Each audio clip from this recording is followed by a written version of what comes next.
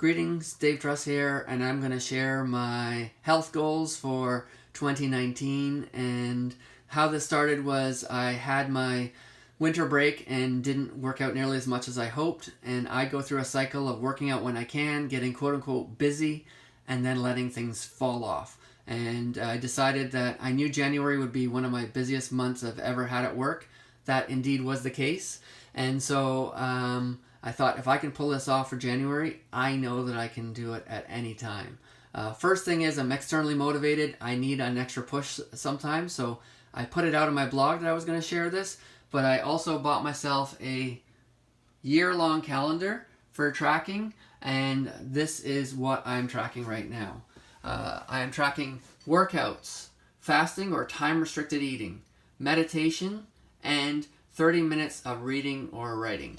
I actually have a really neat gym here that my wife bought me these weights. They rotate from 5 to 50 pounds. Currently set at 15 because I'm working on handstands and shoulder work right now. This is our treadmill. I have an exercise bike. You can see my headphones here. And what I've found is that my reading and writing goal, I include audiobooks. And so when I get on my treadmill, I've got my headphones on and I'm knocking down two of my goals all at once. A little bit about the fitness regimen. What I'm doing is I do 20 minutes of cardio, 5 minutes warm up, 5 minutes warm down, and then 10 minutes of intense cardio. I haven't been increasing that time. What I've been doing is increasing the intensity of the 10 minutes between the warm up and warm down as a goal of mine. I'm trying to make sure that the activities I do here, I can make time for, and so trying to do a 45 or 50-minute run isn't something that's going to work for my schedule.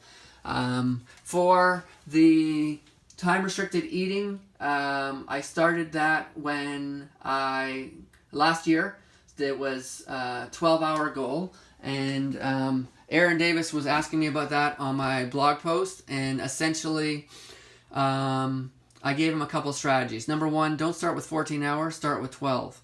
The key thing is cutting out the after dinner snacks. Have dinner and then you're having nothing but water until you break the fast the next morning. My strategy for that seemed to work really well was the first couple weeks when I really wanted a snack. What I did was I put it in a Ziploc bag, had it for lunch the next day. In my mind, I was just delaying my gratification. I wasn't actually punishing myself with some new militant diet. Like I said, I did that 3 or 4 times. Didn't have to do it anymore. Those afternoons, those evening snacks are cut right out of my diet, and I feel great. I have no problem going 14 hours. I think one day this past week, I don't intend on doing this regular, but I ended up going 17 hours just because I was in meetings when the fast was broken, and I didn't think ahead of that. But I got really hungry, but my mood and my balance of my sugars seemed to be really stable. I just got hungry. I used to get hangry. And so it was great to see that I've been shifting the way I control my diet instead of my diet controls me. So here now I'm going to share the results of my month, and we can see that I've been able to maintain at least 4 workouts a week. I've had the longest gap I've had is 4 days for my reading and writing goal. The meditation has been every single day for 27 straight days. And so by creating the sticker chart and holding myself accountable, not just to myself, but actually sharing on my blog that I was going to share this, I know those kind of things kind of really lifted myself to the challenge, being as busy as I am, to be able to achieve all those things.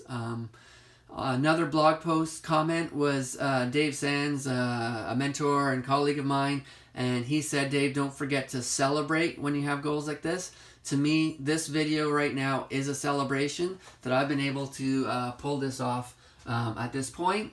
My goal, of course, and I'm going to make the next commitment, is end of the year. So when I get down to December, that's when I'm actually going to have to share this again and see how I did for the entire time. So there you have it. A 5-minute vlog instead of an hour of editing that I take to write on my blog. Let me know if you like this format, and I appreciate any feedback. I challenge you all to find some health goals that you're going to stick to and make them public in some way so that you can hold yourself accountable. Thanks.